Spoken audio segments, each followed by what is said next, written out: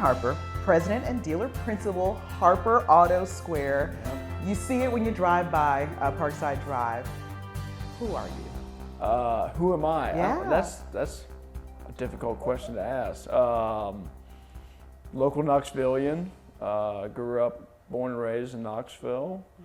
Went to West High School, went to UT.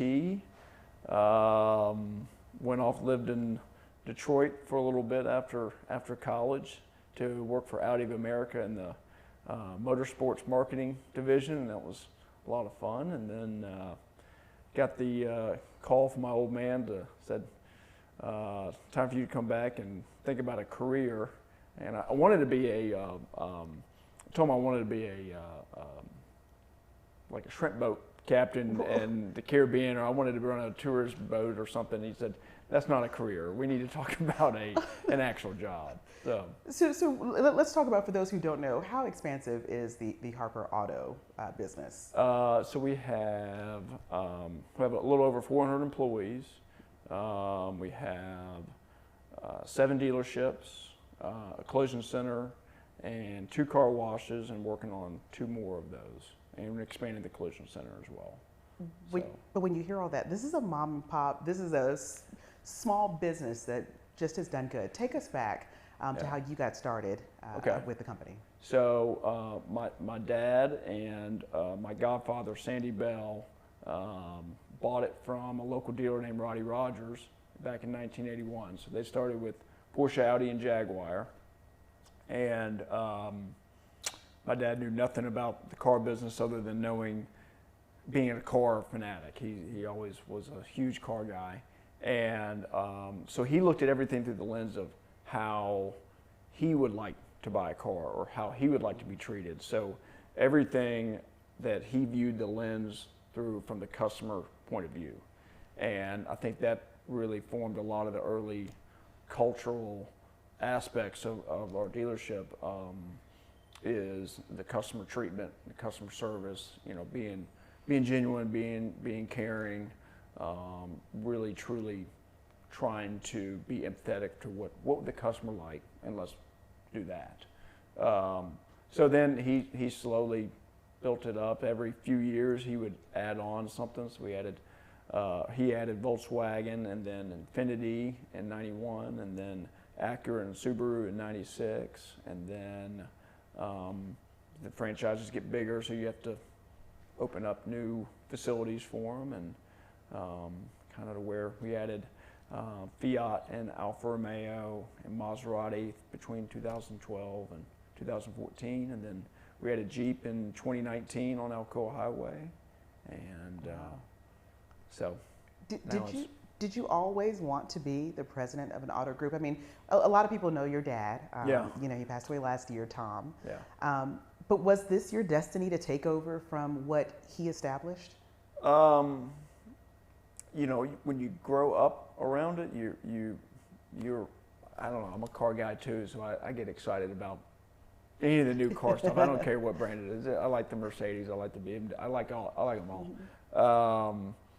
So you grow up around that culture. You grow up with him dragging me to Corvette Expo at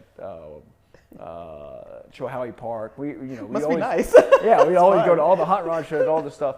But he never pushed me. He said, if you want to become an artist, I'll support you. Whatever you want to do. So there's never any pressure to do the business. But you grow up. The people that have been there.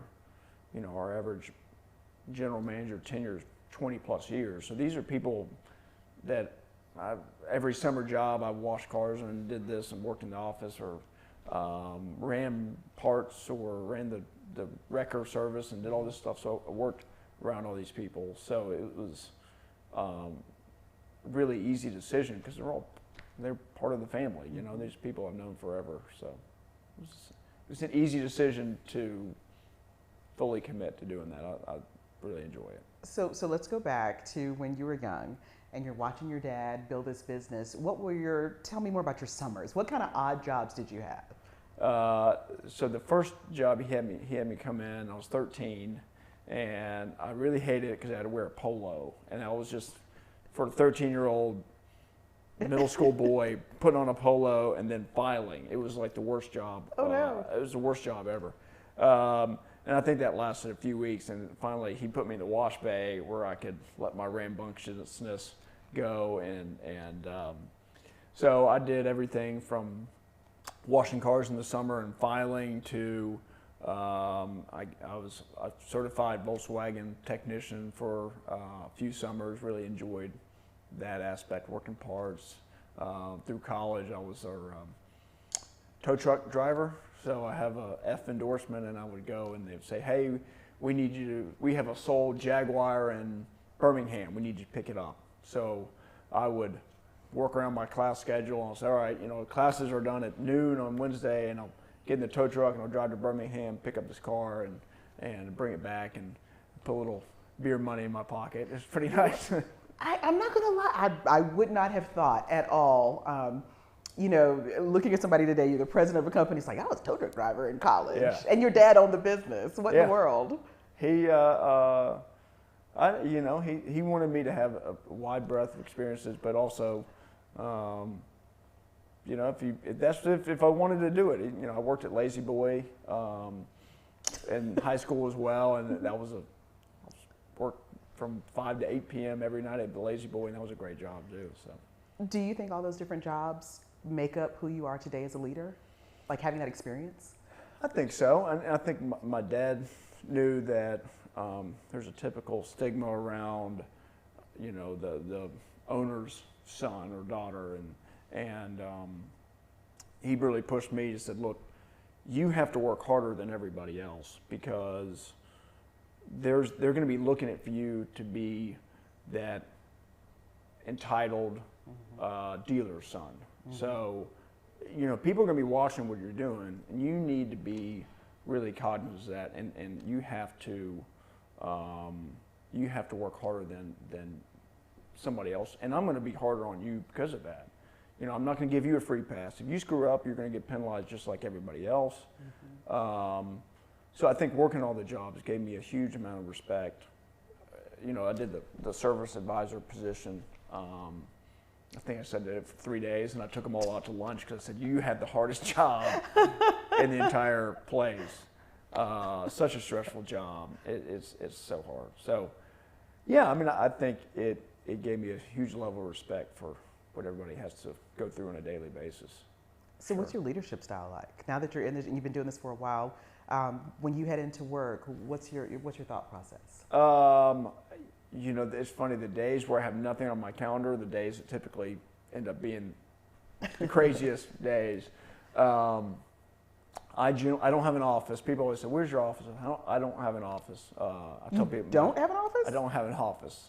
And I love that, because if I'm in my office, I don't feel like I'm doing my job. Because my job is to walk around and invest in our relationships with our people. Because cast the vision, what do you got going on, help them, support them. So I literally just, I'll either start in Alcoa and walk around and talk to people, or I'll start in Knoxville and vice versa, and ask them what I can do for them. What can I help you out with today? What do you need from me today? And sometimes I could end up spending 2 hours at one place. Sometimes it can be 20 minutes. It just depends on kind of what comes at you. Okay, then this is my perfect transition to tell you about the time that I met your dad. Yeah. Okay, so it's so funny that you say you don't have an office and you walk around, Shannon. I met your dad when I was at the Infiniti dealership, and we were browsing cars. And this man is just, I didn't know your dad. This man is just walking around. He's got his hands behind his back, and he's just kind of walking, and then he just starts talking to us. And we had a full 30-minute conversation before I realized he was the owner of the group. Yeah. You sound like you take after that same mode of thinking with talking with, potential customers when they walk into the dealership. Is that true? Yeah. Yeah, I saw him do it for so many years. Literally he'd be in a meeting and if he sees a customer on the showroom, he'd hop up and just run out there and, hey, I'm Tom Harper. Have you been helped yet? Yeah. Have you been helped yet? That was, he loved to make people feel welcome, make them feel comfortable.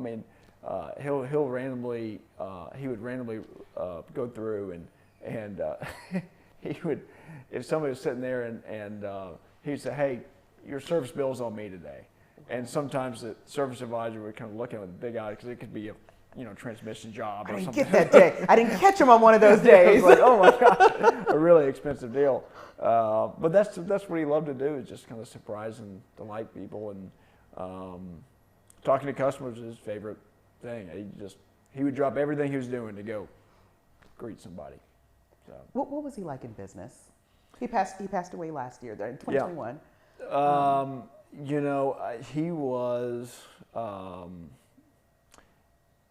such a forgiving and egoless business leader. So he was a recovering alcoholic addict. So such a spiritual guy and such a forgiving guy. In business, he would always say, sometimes I give people too many chances, and that can be, people can take advantage of that. But he still believed in doing it. He'd still do it. But he was always the guy. He did dealer councils for the longest time, and he was always that voice of reason to fight for the little guy. He really believed in honesty, egoless leadership. He called it, don't be an autocratic leader. Support your people, support your customers. Customer service comes first. But you said he was a recovering alcoholic? Mm-hmm. Yeah, so I think that's what made him such a good leader, and that's what endeared people. We have such long-term people because he would invest so much back into them. I mean, he really thrived. His what he loved was helping people. Mm-hmm. That truly was. When someone, if you wanted to have an idle chit chat with them, it would last approximately 2 seconds. He said, I have the attention span of a gnat.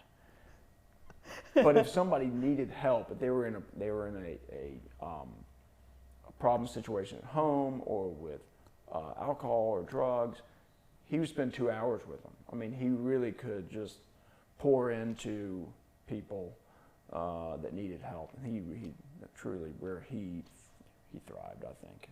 When did he start talking to you about taking over the business or joining him? When I told him I wanted to be work in the Caribbean on a sailboat or something. Were you serious about that? Like you would have done it if he gave you the opportunity? Well, I don't know. I can't remember. It was like 06 or 07, and I was graduating from UT, and I was like, it'd be really fun to live in the Caribbean and basically be a beach bum and work on a tourism boat and just hang out with people, right? And he was like, no, that is. You can do anything you want to do, but not that. Yeah, let's go deeper here. But there was a few times I said, well, I want to try this, and he would say, no, we have so much opportunity here. There's so many things that I don't have the time to fix that I need you to pour your energy into. And so that's where he kind of directed me.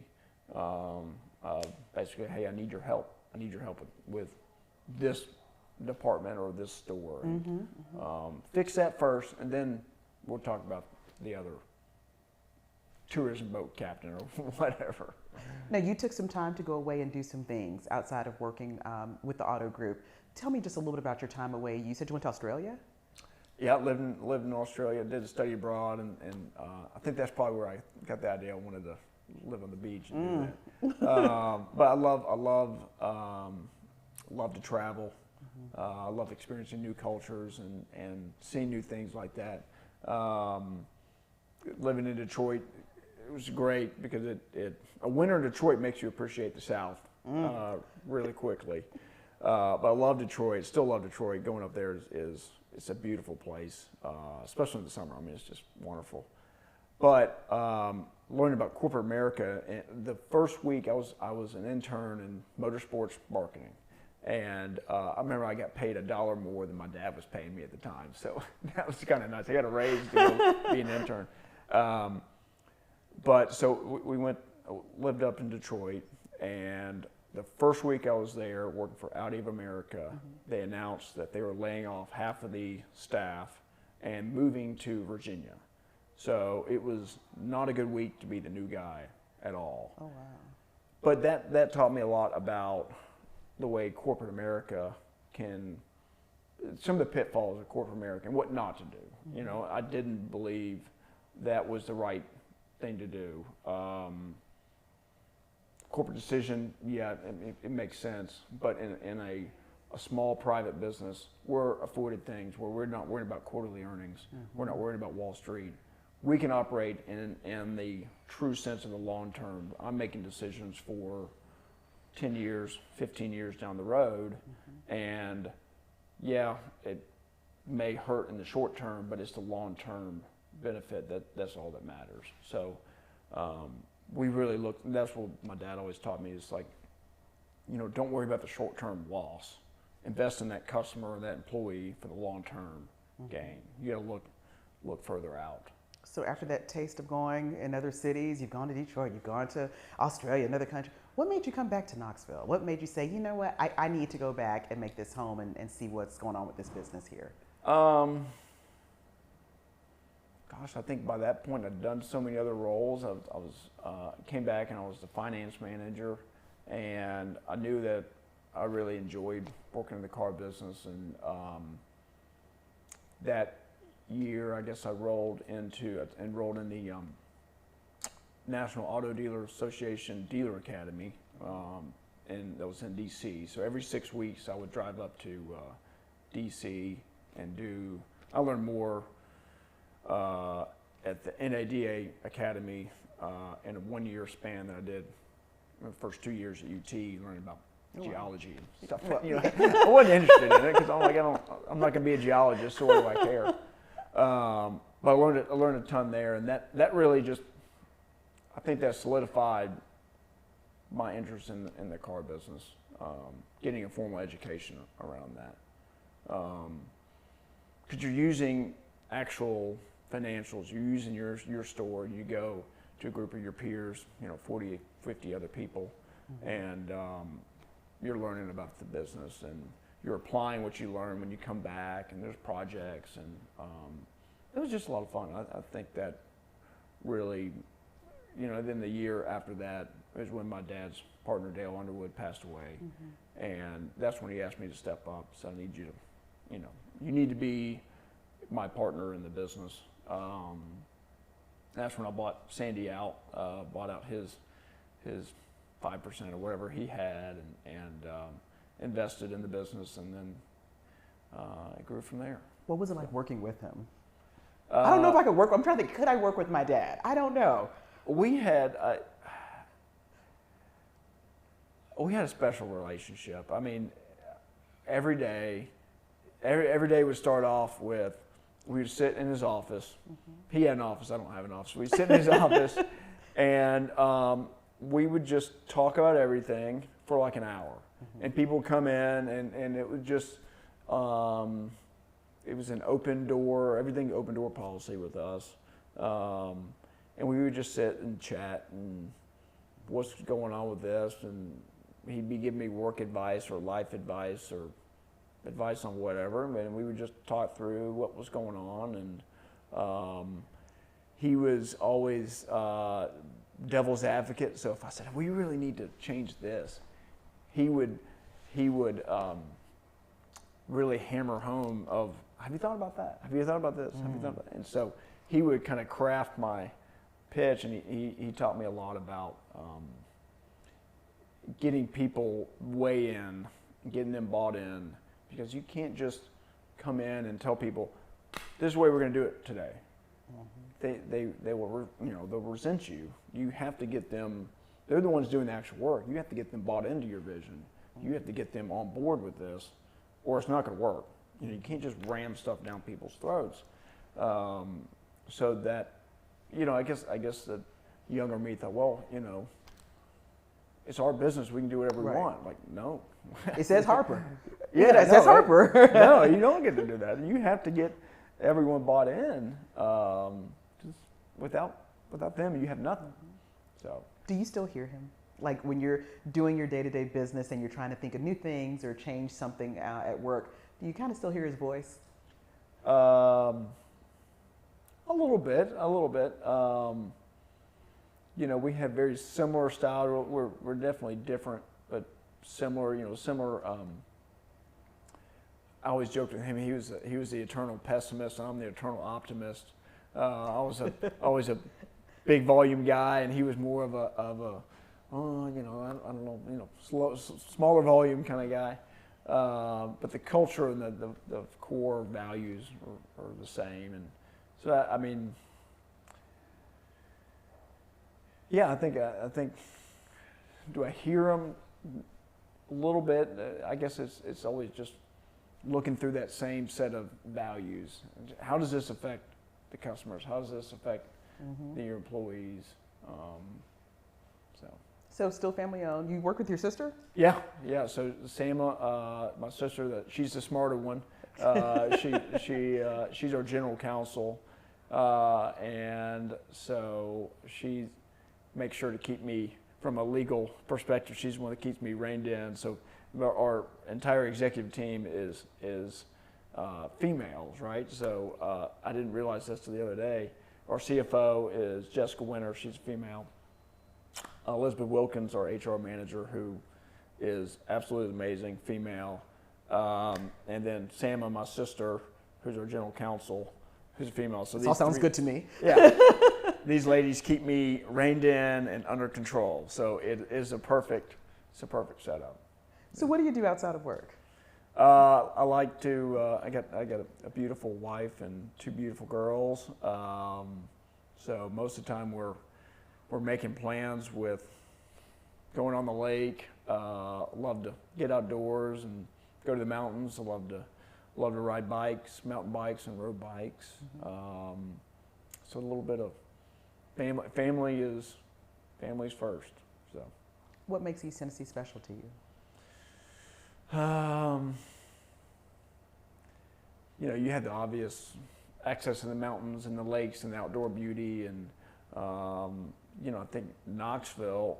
I mean, you can be in the mountains in 45 minutes, and you feel like you're in a totally different place. You can be on the lake in 5 minutes, and you're out of town.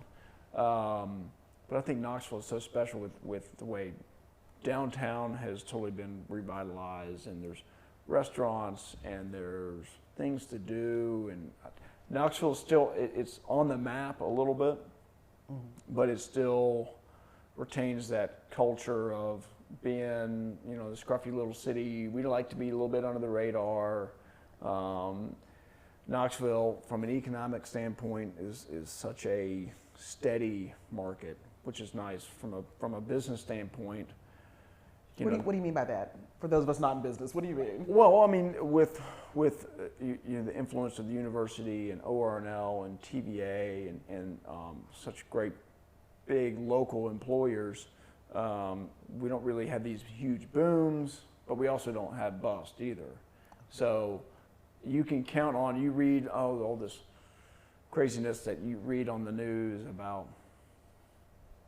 gas prices or real estate or interest rates. You read all these terrible things, and then you look inside Knoxville and say, well, things are still pretty steady. Right. You know, you read about bad stuff that happens other places, and Knoxville just seems insulated from that. How did you all do during the pandemic? I mean, between supply chain and just trying to keep businesses afloat. Yeah. How did you keep your business mindset where it's like, we're going to make it through this, get on the other side? We had me and our executive team and all of our general managers. We had daily war room meetings, 6 feet apart. 6 feet apart. But we would have daily war room meetings for that March, April, May time frame.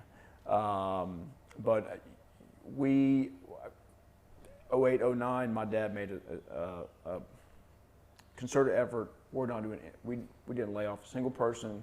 08, 09, and that was one of his core beliefs, is I will take it on the chin for preserve the job security of our people. Like, that is our responsibility as employer, is to keep our people comfortable, and secure and having not as stress-free, it's impossible not to have stress, but as stressless of a workplace as possible. And so with the pandemic, that was the first thing I put out there immediately, is we're not laying off anybody. We did for all of our technicians, work dried up really quickly. We secured their pay, we guaranteed their pay. We got them doing side jobs. It's like, guess what, guys? We don't have any work coming into the shop today because people weren't leaving their house. They didn't need an oil change. They're not leaving their house to go to get an oil change. So we spent a lot of time painting the shops and doing certain things. We pivoted with sales. So we were already into digital sales, but all of our salespeople pivoted to selling more online, communicating solely with video and FaceTime and communication, all digital, delivering to people's houses. And we just pivoted really, really quickly. But the core thing for us was everyone's job is safe. First and foremost, we're going to keep you safe here at work. We're going to keep you a safe work environment. We spend a ton of money on disinfecting the dealerships constantly, and the air purifiers, and all the things we could do to make them feel safe, and then make sure their job is safe. And I think it paid off. I mean, we've grown through the pandemic. We grew through 2020 and grew last year, and still growing this year. So speaking of growing, what is your big picture? Where do you see this business years to come down the line? There's a lot of threats out there with direct sales like Tesla or Rivian. There's electric vehicles. There's all sorts of different potential things to consider, opportunity threats out there. So I think the you read about the customer satisfaction with some of the direct sales brands like Tesla and Rivian, and I think people still, it's such a big purchase. Not buying a tube of toothpaste on Amazon where it shows up and it's wrong, and I'm out $2, right? Yeah, no biggie. I'm not buying a car online until I test drive it. And then if I need something, I don't want to call the 1-800 number to have somebody, God knows where, picking it up. I want to be able to call the owner of the dealership if I have a problem. I want to make sure there's no problems with registering my vehicle, titling it, getting financing, servicing it, now with the car wash, cleaning it. So I think it'll change, and we just got to be prepared to change with it. But I don't know, 5-10 years, who knows what could happen? We could all be driving around in robo-taxis. I don't know. I don't think people are willing just yet to give up on their car in their driveway, and they have the freedom to go wherever they want, whenever they want. I think that's... So outside of work, you do a lot of partnerships with charities and boards. Tell me about, I call this the community investment. We already know about the business investment, but just tell me a little bit about your community investment. So we unfortunately, being in retail, we sell thousands of cars to people all across East Tennessee. Wait, that's unfortunately? Wait, what? Fortunately, I guess it's not. Unfortunately is a bad word. Fortunately, we sell cars across East Tennessee. And so we're very broad with our charitable giving, because everybody says, hey, I support you, can you support me? And we always say yes. It's yes. So we're very broad, but we're somewhat shallow, but we're broad. So we try to support everybody we can. But me personally, I'm very heavily invested. I love doing work with United Way. I think that's a tremendous organization. Matt Ryerson and those guys do a great job of, first off, raising money, but putting it in the right places. They do a great job. And then I love Junior Achievement. Callie Archer runs a great shop over there, and done volunteering work. And these kids don't get any training in the schools about what it means to earn a paycheck, what it means to work hard, how to do a job interview, what taxes are. A lot of really important life skills that junior achievement fills that with financial literacy training and coaching and developing at a young kids. So. Does it bring you joy to work with some of these? Because I was looking at your list is actually pretty long, like just between Dogwood Arts, United Way, Knoxville Chamber Board, Volkswagen of America, Great Smoky Mountains Treatment. I mean, it goes on and on. How do you even find the time to do all this? And that's where I think we support a lot of them, but where I really invest the time is a core 2 or 3 at a time.